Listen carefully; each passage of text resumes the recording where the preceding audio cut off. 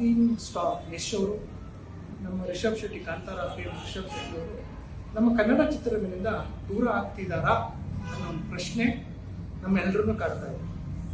ಮುಖ್ಯವಾಗಿ ಮಾಧ್ಯಮ ಮಿತ್ರರಿಗೆ ಈ ಪ್ರಶ್ನೆ ಕಾಡ್ತಾ ಇದೆ. ಪ್ರಭಾಸ್ ಬಾಹುಬಲಿ ಸಿನಿಮಾ ಮಾಡೋದಲ್ವಾ, ಯಾವ ಮಟ್ಟಕ್ಕೆ ಗ್ಲೋಬಲ್ ಪ್ಯಾನ್ ಇಂಡಿಯಾ ಸಿನಿಮಾನ ಮಾಡ್ಬೋದಾಗಿತ್ತು, ಪ್ರತಿ ಸಿನಿಮಾ ಅದೇ ಮಾಡ್ಬೋದಾಗಿತ್ತು. ಆದರೆ ಆ ನಟ ಇವತ್ತು ಕೂಡ ಮಾಡ್ತಾ ಇರೋ ಸಿನಿಮಾಗಳು ಯಾವ್ದು ಹೇಳಿ? ತೆಲುಗು ಸಿನಿಮಾಗಳು. ಆ ತೆಲುಗು ಸಿನಿಮಾಗಳು ಇವತ್ತು ಬೇರೆ ಭಾಷೆಗೆ ಡಬ್ ಆಗ್ತವೆ. ಬಟ್ ಅವ್ರು ಗುರುತಿಸ್ಕೊ ಐಡೆಂಟಿಟಿ ಏನು? ಪ್ರಭಾಸ್ ಸಿನಿಮಾ ಅಂತ ಬರೋದು ಪ್ರೇಕ್ಷಕರಿಗೆ ತೆಲುಗು ಸಿನಿಮಾ ಪ್ರಭಾಸ್ ಅಂತ ಬರುತ್ತೆ ಹೊರತು ಅವರು ಹಿಂದಿ ಸಿನಿಮಾ ಪ್ರಭಾಸು ಅಥವಾ ಗ್ಲೋಬಲ್ ಸಿನಿಮಾ ಪ್ರಭಾಸ್ ಅಂತ ಬರಲ್ಲ. ಆದರೆ ನಮ್ಮ ರಿಷಬ್ ಶೆಟ್ಟಿದಿರ್ಬೋದು, ಯಶ್ದಿರ್ಬೋದು, ಏನಾಗ್ತಾ ಇದೆ ಗೊತ್ತಾ?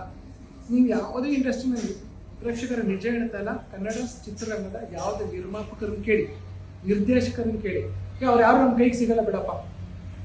ರಿಷಬ್ ಶೆಟ್ಟಿನೂ ಸಿಗಲ್ಲ, ಯಶೂ ಸಿಗಲ್ಲ. ಅವರೆಲ್ಲರೂ ನಮ್ಮ ಕನ್ನಡ ಇಂಡಸ್ಟ್ರಿ ಬಿಟ್ಟು ಹೋಗ್ಬಿಟ್ಟಿದ್ದಾರೆ. ಸೊ ಇದು ಬಹಳ ದುಃಖಕರವಾದ ವಿಷಯ, ತುಂಬ ಬೇಜಾರಿನ ವಿಷಯ ಅಂತ ನನಗೆ ಹೇಳಕ್ಕೆ ಇಷ್ಟಪಡ್ತಾ ಇದ್ದೀನಿ.